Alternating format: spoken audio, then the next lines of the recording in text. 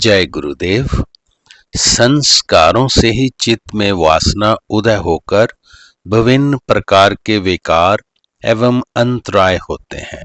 शक्ति की क्रियाओं के माध्यम से इन अंतरायों के कारण स्वरूप संस्कारों को क्षीण हो जाने पर काम क्रोध आदि विकारों का भी स्वतः ही अभाव हो जाता है।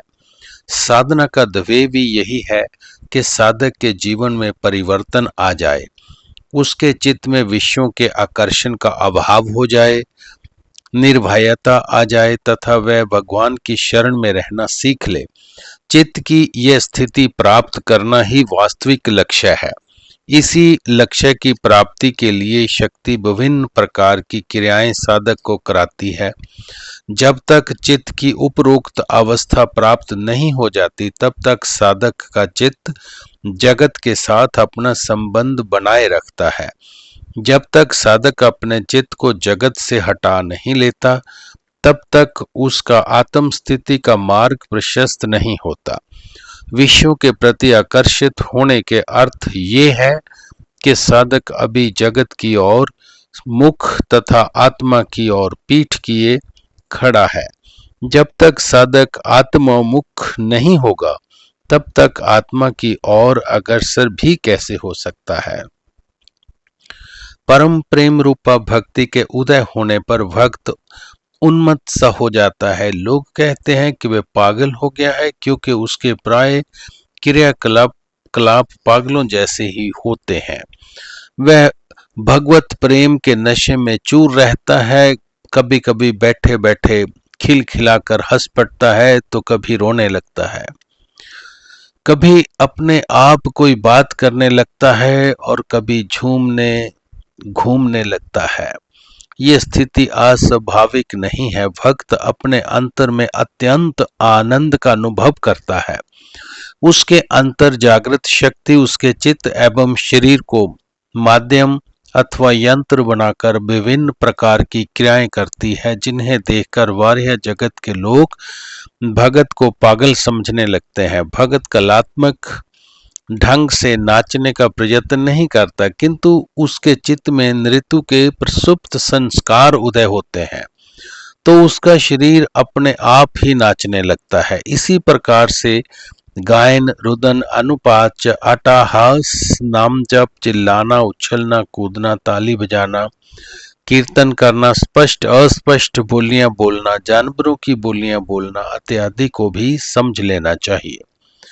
जब किसी बाहरी कारण के बिना ही साधक अट्टहास कर उठता है तो उसका कारण साधक के अंतर होता है, किंतु जगत के लोग उसके अंतर की चित्त की स्थिति को क्या समझें। जब उन्हें बिना किसी कारण के साधक हंसता हुआ दिखाई देता है तो वे उसे पागल ही समझेंगे। अतः ऐसी स्थिति का साधक जगत की दृष्टि में तो पागल होता है, किंतु उसके अंतर में ज्ञान का अथाह समुद्र हिलोरे लेता है। वह जगत की अज्ञानता पर हंसता है तथा अपने में मस्त रहता है। जो साधक थोड़ी देर पहले पागलों जैसे क्रियाकलाप करता था, उसे विभिन्न प्रकार की शारीरिक एवं मानसिक क्रियाएं हो रही थी। वह सहसा आनंद मगन होकर चित्त तथा चित्त की निर्विषय अवस्था धारण कर शांत बैठ जाता है। यह समझ पाना अत्यंत कठिन होता है कि क्या ये वही व्यक्ति है अथवा कोई अन्य। इसका अर्थ ये है कि उसके चित्त में विभिन्न प्रकार के संस्कार उदय होते होते एकदम चित्त में शांति एवं आनंद के अथवा उसके एक विषय पर एकाग्रता के संस्कार उदय हो जाते हैं, जिनसे उसका चित्त निर्विषय अथवा एक विषय पर एकाग्र होने से उसकी बाह्य शारीरिक क्रियाएं शांत हो जाती हैं और वह स्थिर शांत स्तंभत बैठ जाता है। ये सब क्रियाएं आंतरिक ईश्वरीय शक्ति अल्लाहदनी की ही लीलाएं हैं, जो साधक की इच्छा से स्वतंत्र केवल उसके संस्कारों के आधार पर ही कार्य करती हैं। संस्कार बदल जाने पर क्रियाएं भी बदल जाती हैं और इस प्रकार परम प्रेम रूपा भक्ति प्राप्त साधक को अपनी ओर से कुछ भी करना शेष नहीं रहता। जब वह साधन में बैठता है तो भक्ति की प्रति पूर्ण समर्पण भाव से ही बैठता है। तब तो जैसी और जितनी क्रियाएं साधक के लिए हितकारी होती है, वैसी ही क्रियाएं साधक को शक्ति समयमेव अतः स्वभावतः ही कराती रहती है। यहाँ यह प्रश्न उपस्थित होता है कि अश्रुपात, डोलना, कंपन अथवा नृत्य आदि क्रियाएं तो कई लोगों को कीर्तन में भी घटित होती देखी जाती हैं। क्या ऐसे लोगों को भी परम प्रेम रूपा भक्ति प्राप्त साधक समझ लिया जाए, अथवा उनकी स्थिति उससे कोई अन्य होती है? इस संबंध में पाठकों को ये स्पष्ट जान लेना चाहिए कि ऐसे भक्तों में कंचित ही ऐसे साधक होते हैं जिन्हें परम प्रेम रूपा भक्ति प्राप्त होती है। अधिकांश तो गौणी भक्ति को ही मुख्य मानते हैं। आह्लादनी शक्ति बाह्य अनुकूलता की अपेक्षा नहीं करती। ऐसे साधक किसी एकांत कक्ष में साधनारत होता है। यहाँ ना तो कोई भगवान का चित्र, न हार, न धूप, न दीप, न कोई भजन गायन होता है। तथापि भगत को ये सभी क्रियाएं अपने अंतर में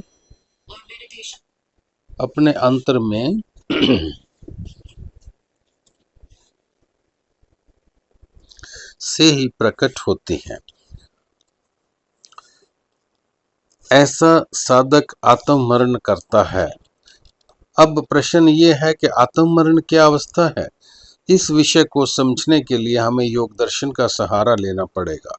यहाँ समाधिपाद के 17वें सूत्र में संप्रज्ञात समाधि की 4 अवस्थाओं का वर्णन किया गया है।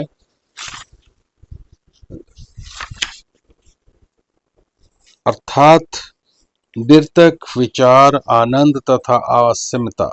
इन चारों के रूप के अनुगमन वाली संप्रज्ञात समाधि कही गई है। वितर्क यहाँ ध्यान का विषय स्थूल जगत में से लिया जाए तथा उस पर चित्त एकाग्र भी हो जाए, अपना आपा शून्य हो जाए, इसे सवितर्क संप्रज्ञात कहा जाता है। विचार, जब ध्यान का विषय कोई स्थूल पदार्थ न होकर कोई विचार होता है, उस पर चित्त एकाग्र हो जाता है तथा वृत्ति द्वैयाकार हो जाती है, तब उसे विचारणुगत संप्रज्ञात समाधि कहा जाता है। वितर्क तथा विचार दोनों दृश्य के अंतर्गत हैं। अब दर्शन पर आते हैं। आनंद, किसी द्वैय पदार्थ पर चित्त वृत्ति एकाग्र होने पर आनंद अथवा ज्ञान की अनुभूति होती है। उस आनंद अथवा ज्ञान को ही द्वैय विषय मानकर चित्त वृत्ति का उस पर एकाग्र होकर द्वैयाकार होना आनंद संप्रज्ञात कहलाता है। इससे आगे दृश्य तथा दर्शन से हटकर और अधिक अपने अंतर की ओर आते हैं तथा दृष्टा को भी दृश्य बनाया जाता है। ससीमता, जब दृष्टा अर्थात असीमता का अहंकार पर ही अपनी चित्त वृत्ति एकाग्र करने का प्रयत्न किया जाता है तथा उस पर चित्त एकाग्र हो जाता है, तो इसे ससीमता संप्रज्ञात कहा जाता है।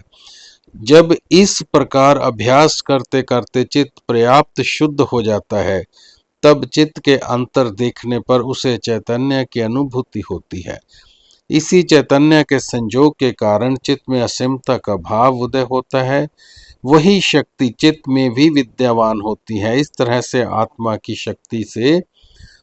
की शक्ति को देखा जाता है, अर्थात आत्मा ही आत्मा को देखता है। तब साधक को चित्त में विद्यमान शक्ति की अनुभूति क्रियाओं से ना होकर शक्ति के स्वरूप में होती है। इस अवस्था को आत्मरमण या आत्माराम भी कहा जा सकता है। पराभक्ति के द्वारा वह मुझे तत्व से जानता है तथा तत्व के प्रभाव को भी जानता है। इस प्रकार द्वैय तत्व को जानकर मुझ में प्रवेश करता है, ऐसा शास्त्र का उल्लेख है। भगवान के दर्शन साधकों को अनेक रूप, रंग तथा आकृति में होते हैं। जैसे किसी साधक को भगवान श्री कृष्ण के दर्शन ध्यान में होते हैं। यदि विचार कर देखा जाए तो ये दर्शन एक आकृति विशेष के रूप में होते हैं। जो सीमाओं में बद्ध होती है। इसीलिए इसे अनंत भगवान के दर्शन कदापि नहीं कहा जा सकता। दूसरे, भगवान कृष्ण के ध्यान तथा एकाग्रता के संस्कार चित्त में उदय हो जाते हैं, अतः भगवान कृष्ण के इस दर्शन को शक्ति की क्रिया ही कहा जाता है। जैसा कि ऊपर बताया जा चुका है, जब साधक को शक्ति की अनुभूति क्रियाओं के द्वारा नहीं अपितु शक्ति के स्वरूप में होती है, तब उसे भगवान का दर्शन कहा जाता है तथा यही आत्माराम की अवस्था है। इसी अवस्था की प्राप्ति के पश्चात आगे चलकर जब आत्मा की चैतन्य शक्ति चित्त के साथ अदम्य छोड़कर आत्मा में विलीन हो जाती है, तब भक्त साधक अद्वैत से अद्वैत में प्रविष्ट हो जाता है। जय गुरुदेव।